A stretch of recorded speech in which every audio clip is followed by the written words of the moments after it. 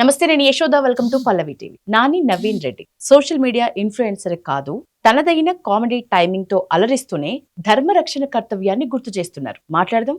ఈనాటి మన గెస్ట్ నవీన్ గారు. హాయ్ నవీన్. నమస్తే అండి. జై శ్రీరామ్. జై శ్రీరామ్. రైట్. ఫోన్ చేయగానే ఇప్పుడు మీతో మాట్లాడుతున్నప్పుడు కూడా ప్రతిసారి జై శ్రీరామ్ అంటే జై శ్రీరామ్. అసలు ఎప్పుడు మీరు ఈ ధర్మ రక్షణ సంకల్పాన్ని తీసుకున్నారు? సరిగ్గా 1 year అయిందండి. మార్చి 10, 2025. సో అప్పుడు తీసుకున్నాను. ఇప్పటికి 1 year అయింది. కరెక్ట్ గా 1 year. 1 year. ఎన్ని ఇయర్స్ తీసుకోవాలి? నియమాలు ఉన్నాయా దీనికి? ఆ నియమాలు అంటే ఇన్ని ఇయర్స్ అని నియమాలు లేవండి. అంటే బయట పరిస్థితి ఎలా ఉంది, ఇప్పుడు హిందూ ధర్మం మీద వ్యతిరేకత ఎలా ఉంది, ఎలాంటి కుట్రలు జరుగుతున్నాయి. సో ఇదంతా మెరుగుపడాలి అంటే ఏమో ఎన్ని రోజులు పడుతుందో తెలియదు. సో ఒక సంకల్పాన్ని ముందుకు తీసుకెళ్ళడానికి రోజులతో సంబంధం లేదు. మన లోపల గట్టిగా ఉండగలిగితే అది ఎప్పటి వరకైనా కొనసాగుతుంది. మీకెవరు చెప్పారు ఈ సంకల్ప దీక్ష గురించి? మీకు ఎప్పుడు తెలిసింది ఇట్లా? అంటే బయట పరిస్థితులు చూస్తున్నాము. అంటే మీ థాట్ ఏనా ఇది? ఎగ్జాక్ట్లీ నా థాట్. బట్ నన్ను ఇన్స్పైర్ చేసిన పీపుల్ ఉన్నారు. ఓకే.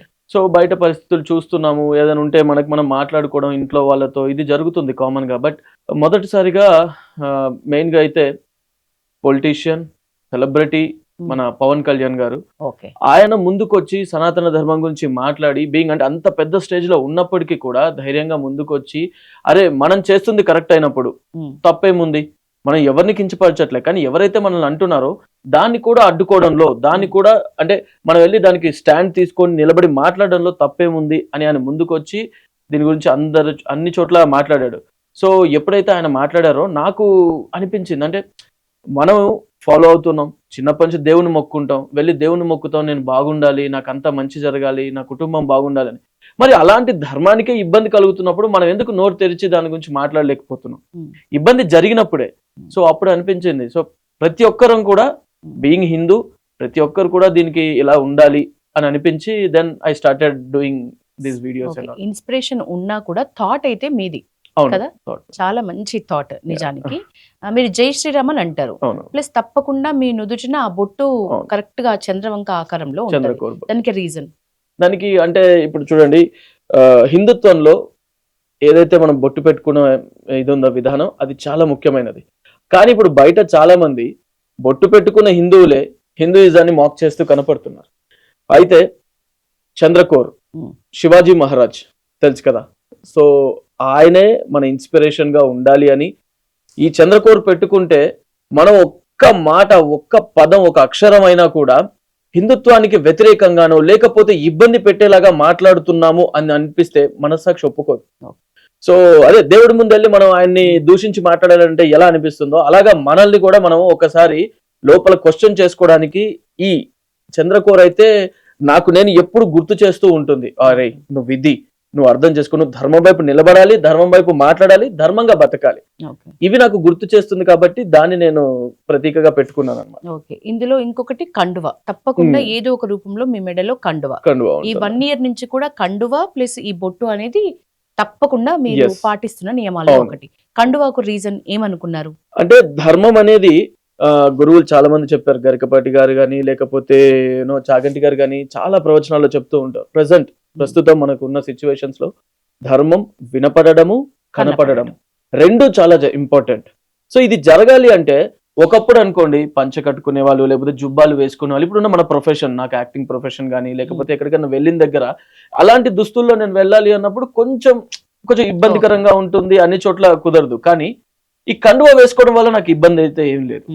ఒక టీ షర్ట్ వేసుకుంటున్నాం, టీ షర్ట్ మీద షర్ట్ వేసుకొని వెళ్తున్నాం, అంటే షర్ట్ కున్నంత విలువ కూడా మనం కండువాకి ఇవ్వలేకపోతే అని అనిపించింది. సో సనాతన ధర్మంలో ఎలాగైతే మనం రెస్పెక్ట్ చేస్తూ అన్ని దేవుళ్ళు ఉన్నారో, ఆ కండువాలు కలర్స్ ఏవైతే ఉన్నాయో ఆ కలర్స్ కండువాలు నేను తెచ్చిపెట్టుకున్నాను.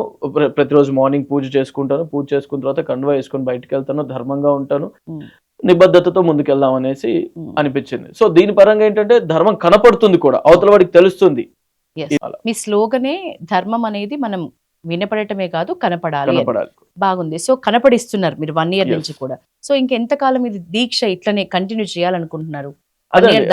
దీక్షకైతే ఇన్ని రోజులని ఉంటుంది. సంకల్పం అంటే నేను బాగుపడాలి అని లైఫ్ లో అనుకున్నాను అనుకోండి, ఎప్పటికి బాగుపడతాను? 1 కోటి రూపాయలు సంపాదిస్తే బాగుపడినట్ట కాదు, దాంతో ఇంకా ఏం చేస్తే బాగుపడతాను, అలా జీవితాంతం చేస్తే బాగుపడడం అనే క్షణం ఎప్పుడు ఉంటుందంటే నేను సుఖంగా పోయిన తర్వాత 10 మంది నా గురించి మంచి మాట్లాడుకుంటేనో ఒక మనిషి బాగుపడ్డాడనే ఇది ఉంటుంది. సో ఇది కూడా అలాంటిదే. ఎప్పుడైతే బయట హిందూ ధర్మం కానీ వేరే ధర్మాలు కానీ ఒకరినొకరు ఈ దూషించుకునే పద్ధతిని మానేసి ఎవరి ధర్మాన్ని వాళ్ళు పాటించుకుంటూ మిగతా ధర్మాలను గౌరవించుకునే స్టేజ్ రావాలి. సో అది వచ్చే వరకు ఉంది. మరి ఇంకా అది ఎప్పుడనేది నాకు కంటిన్యూ తెలియదు. అయితే అవుతున్నది. ఇదైతే మీ కంటిన్యూ ఈ అవుతుంది. సపరేట్ ఎటైర్ లో ఈ ప్రత్యేక ఆకర్షణలో మీ ఈ ప్రాసెస్ లో 1 year లో జరిగిన ఏదైనా ఒక అద్భుతమైన ఘటన అంటే ఏదైనా ఉందా ఇది తీసుకున్నప్పటి నుంచి? అంటే ముఖ్యంగా నేను అంతకు ముందు కూడా ఎక్కడైనా ఎవరికైనా ఇబ్బంది అంటే ఫస్ట్ రొమ్ము విరుచుకొని వెళ్ళిపోయి నుంచొని ఏదనంటే ఇలా ఇలా ఇలా చేసేవాడిని. బట్ ధర్మంలో మన ధర్మంలో ముఖ్యంగా ముందు ఎవరికైతే సహనం అనేది ఉంటుందో వాడే ధర్మ మార్గం వైపు వెళ్ళగలడు అని గురువులు చాగంటి గారు చాలాసార్లు చెప్తుంటారు. సో నాకు అనిపించింది నేను ఈ కండువా వేసుకున్న తర్వాత ఆ ప్రవచనాలు వింటున్న తర్వాత ధర్మం గురించి ఇంకా డీప్ గా తెలుసుకున్న తర్వాత నాకు అనిపించింది సహనం ఇంపార్టెంట్. ఏదైనా జరిగింది వెళ్ళు కానీ విషయాలను తెలుసుకో, సహనంతో ఉండు, ప్రతి దాన్ని విశ్లేషణ చేసే జ్ఞానాన్ని పెంచుకోవాలి మనం. సో ఏదైనా జరిగిందంటే ఊరికే రియాక్ట్ అయిపోవడం కాదు, దాని గురించి ఆలోచించి ఆ సిచ్యువేషన్ లో మనం ఉంటే ఎలా ఉంటుంది అని ఆలోచించి మాట్లాడే ఇది. సో అప్పటి నుంచి నాలో చేంజెస్ అయితే 1 year లో చాలా వచ్చాయి. అందరూ చెప్తూ వచ్చారు కూడా అవి. ఓకే, ఏదైనా ఒక మంచి మెచ్చుకోలు ఈ దీక్ష తీసుకున్నందుకు మిమ్మల్ని మెచ్చుకున్నారు ఎవరైనా, గుర్తుండిపోయింది ఎవరైనా? అఫ్ కోర్స్ చాలా మంది. అంటే నేను ఫస్ట్ ఇది తీసుకున్నప్పుడు అందరు కొంచెం వీడి వల్ల కాదనే మాటలు నాకు వెనకాల వినపడుతూ ఉండేవి. కొంతమంది అయితే చూద్దాంలే ఎంతవరకు అని అనుకునేవారు. అంటే కలిసినప్పుడు కూడా కావాలని నాతో వెనకాల నుంచి హాయ్ బ్రో, హలో బ్రో అని అంటూ ఉండేవాళ్ళు. బట్ నేను ఏ రోజు వేరే మతస్థులు అయితే తప్పకుండా వాళ్ళని ఇబ్బంది పెట్టకూడదు కాబట్టి నమస్తే చెప్తాను. ఎందుకంటే మన నమస్కారం మన సంస్కారం అని ఉంది కాబట్టి. మిగతా వాళ్ళందరికీ జై శ్రీరామ్ చెప్పుకుంటే, ఎవరైనా నాకు తెలియదు అనుకోండి నమస్తే మాత్రమే చెప్తాను. సో ఈ ప్రొసీజర్ లో ఎవరైతే నన్ను వెనకాల ఉండి ఇలా ఇలా మాక్ చేయడానికి ట్రై చేశారో, ఎక్కిరించారో వాళ్ళందరూ ఈ రోజు నేను కనపడితే జై శ్రీరామ్ అని చెప్తారు. అండ్ కొంతమంది అంటే కొంతమంది ఇప్పుడు నేను ఉన్న ప్రొఫెషన్ లో పెద్దవాళ్ళు చాలా మంది అన్నారు కూడా మధ్యలో ఒకసారి, నేను రాగానే వెంటనే అక్కడ ఉన్న 4-5 ఒక్కసారిగా జై శ్రీరామ్ చెప్పడం మొదలు పెట్టారు. ఆ రోజు ఆయన అన్నారన్నమాట. అప్పుడేమో అనుకున్నాం కానీ నువ్వు ఎప్పుడైతే వీళ్ళందరూ నువ్వు రాగానే హాయ్ హలో కాకుండా నీకు జై శ్రీరామ్ చెప్పారో అప్పుడు నువ్వు సక్సెస్ అయిపోయినట్టే, you're on the track, continue అని అన్నారు చాలా మంది. ఓకే, సో ఈ దీక్ష తీసుకుని 1 year దాటింది కదా, మీకు అంటే దీంట్లో నియమాలు అని అంటే ఖచ్చితంగా పాటించాల్సిన ఏమైనా ఉన్నాయని పెట్టుకున్నారా? తప్పకుండా ప్రతిరోజు పాటించాల్సినవి అంటే బొట్టు విషయంలో ప్రాబ్లం ఏం లేదు కానివ్వండి, కండువకి ఒక మర్యాద అంటూ ఉంటుంది.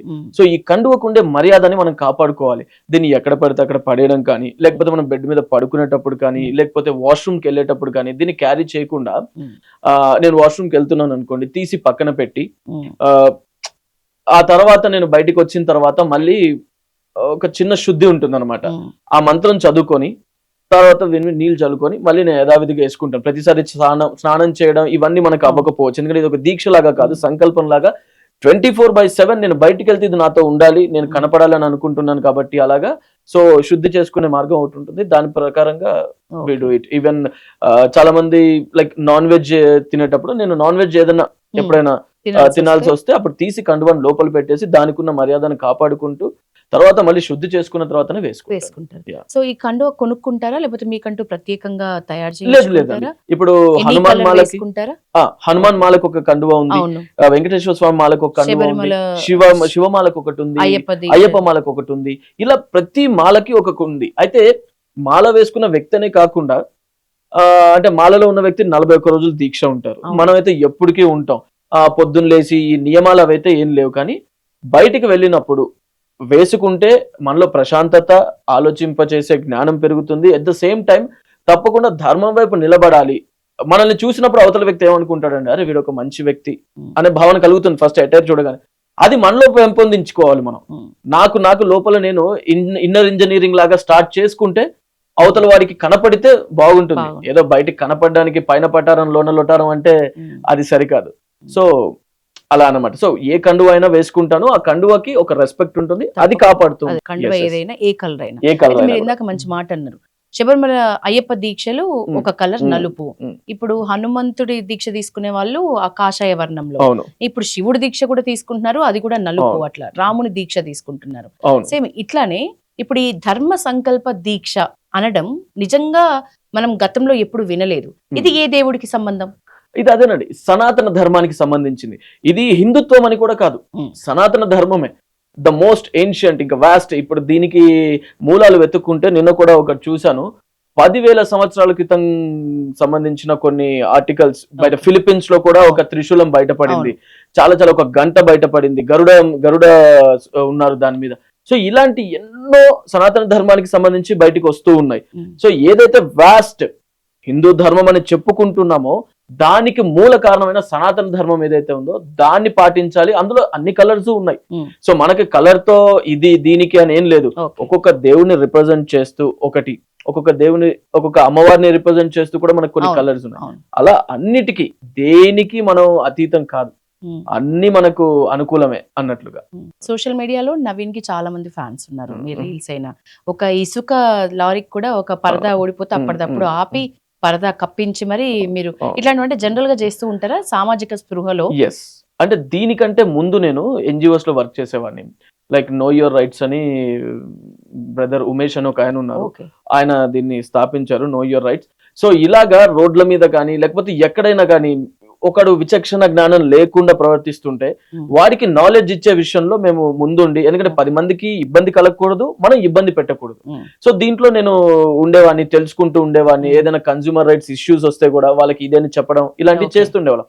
ఆ టైంలో మేము ఈ జిహెచ్ఎంసీ లారీలు ఏవైతే కప్పుకోకుండా పోతాయో, కళ్ళల్లో మట్టి పడ్డము, చిన్న చిన్న రాక్స్ పడడం వల్ల ఎన్నో డేంజరస్ థింగ్స్ చూసాం.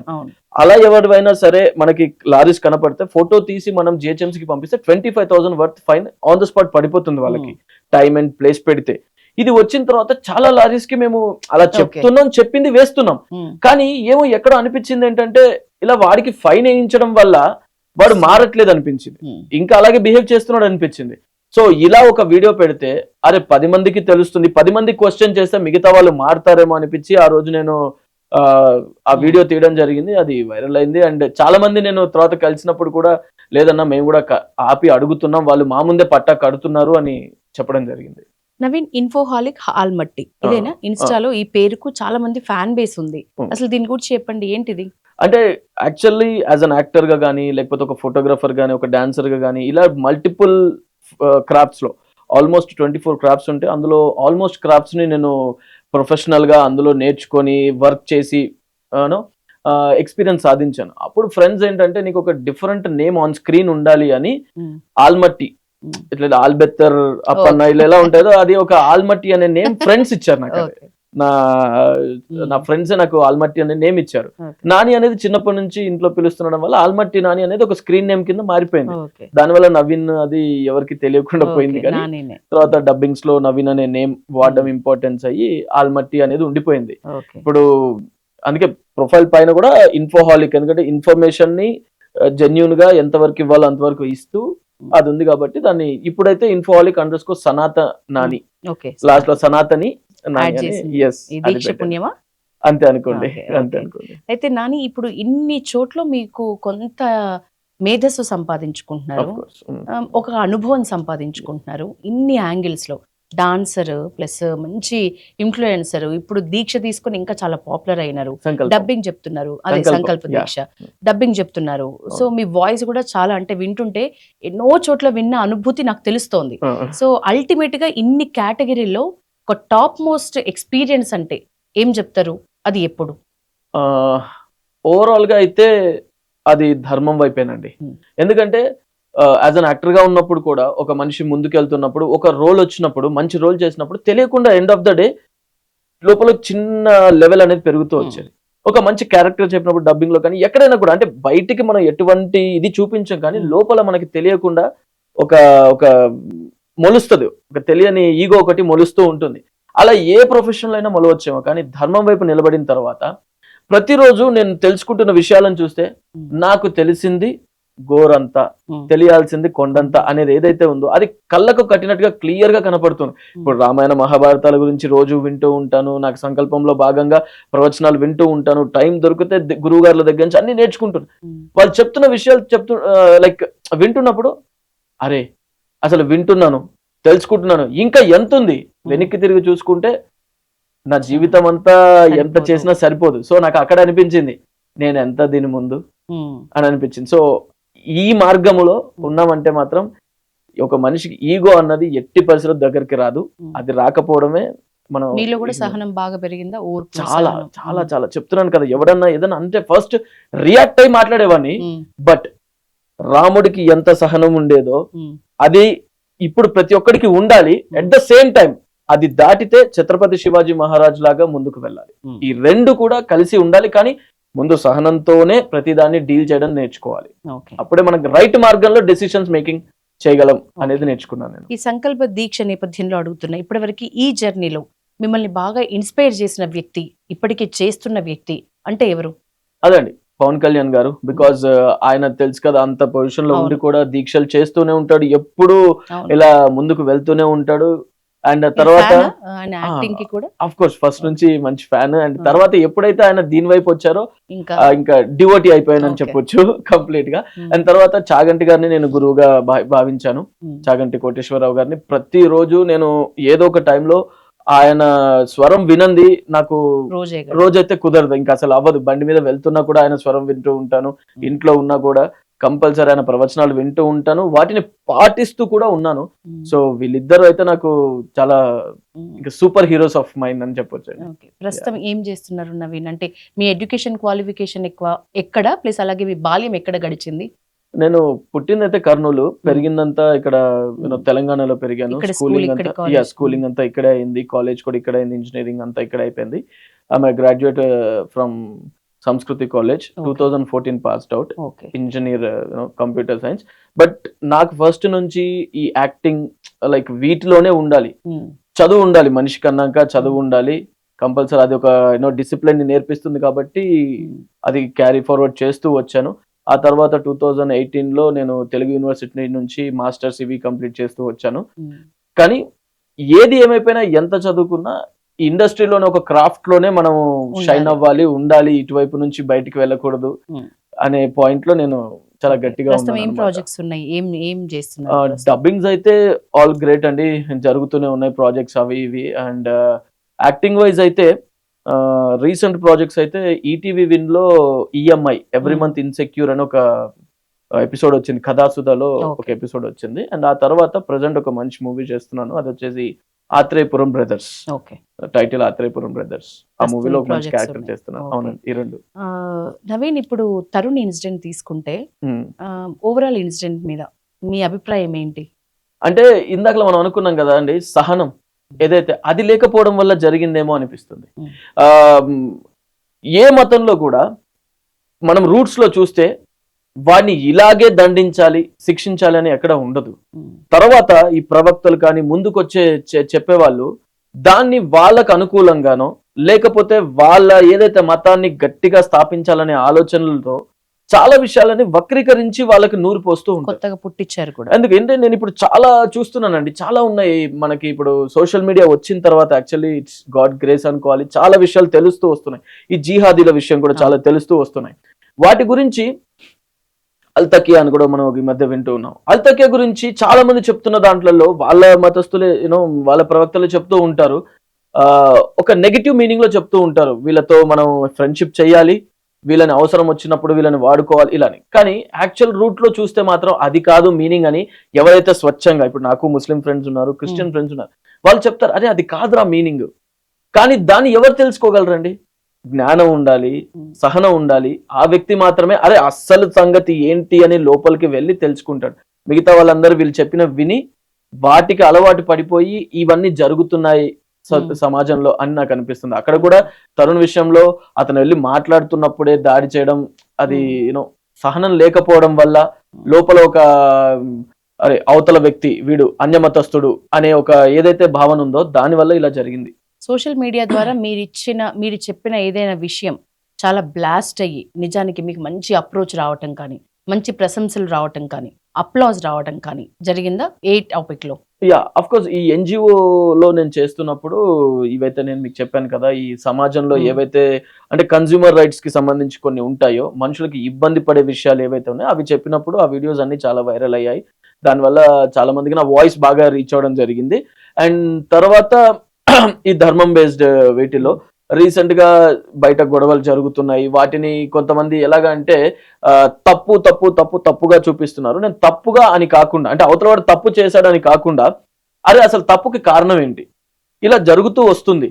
ఏదైతే ఇన్ని సంవత్సరాలు మనం దాచిపెట్టుకొని చెప్పుకోకుండా మాట్లాడుకోకుండా ఉంటున్నామో వాటిని బయటికి తీసుకొచ్చి ఒక కరెక్ట్ వేలో చెప్తుండడం వల్ల వాటి వల్ల కూడా నాకు మంచి ప్రైజింగ్స్ వచ్చాయి అన్నమాట. ఇప్పుడు తరుణ్ విషయంలో మనం చూస్తే ఇట్లాంటి ఘటనలు మన రాష్ట్రంలో కూడా, ఇక్కడ తెలంగాణలో ముఖ్యంగా చార్మినార్ చుట్టుపక్కల రియల్ గా జరుగుతూనే ఉంటాయి. అక్కడ హిందువుల పరిస్థితి ఒక ఇంత నిజంగా దారుణమైన పరిస్థితుల్లో వాళ్ళు ఉంటారు. ఏకంగా ఆలయాలు దారుణమైన పరిస్థితుల్లో ఉన్నాయి. ఇందాక మీరు అన్నారు నవీన్, పరమత సహనం మనకు ఉంది, మీరు చూపిస్తున్నారు. ఇప్పుడు సంకల్పం దీక్షలో ఉన్నారు కాబట్టి ఖచ్చితంగా చూపిస్తారు ఒక లిమిట్ వరకు.